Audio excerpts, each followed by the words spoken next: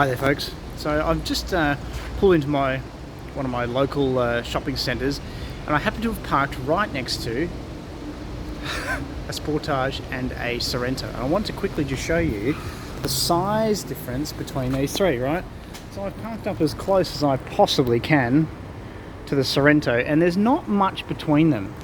You can see there's kind of a few inches from the Seltos to the top of the Sorento. I'm in the Seltos at the moment, and in the Sportage we're talking a difference of a few millimeters in height. The primary difference is length. You can see there Sportage is just a few inches longer than Seltos. Seltos is just a few inches lower, maybe 2 or 3, and Sorento is about a foot longer, foot and a half longer. They're pretty close in terms of overall dimensions, and you can see the Sportage is slightly higher overall than the Seltos. So these are the things you've got to consider when you are buying an SUV. You need to think about not only how big your parking space is and your garage, but how much stuff you're actually going to put in it, and how that's going to translate into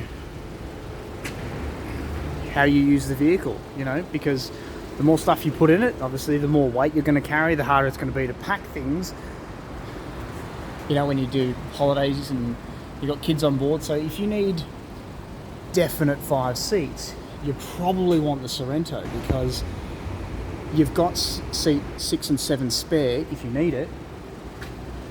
But you've also got the additional towing capacity, you've got the additional boot space, you've got the extra height, and you've got more shoulder width in the overall cabin. Whereas in Seltos, it's all just, someone's grabbed the top corner and dragged it all and just minimised it slightly. Sportages, at the risk of stating the obvious, in between those two, because you get the strict 5-seater, okay, you get the much bigger boot than the Seltos, but everything is still bigger than Seltos. So, if you're particularly tall but you don't need the massive boot space of a Sorento, of a 7-seater, Sportage is going to be ideal, because you get the height and the width advantage without the overall size and therefore cost of a bigger vehicle. So think about it when you're buying an SUV.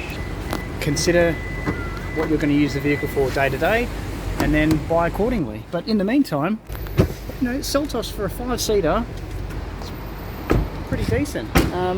If you've got any other questions related to how you might use your 5 or 7-seat SUV, give me an email at bestfamilycars.com.au. You can also subscribe to our email, our mailing list.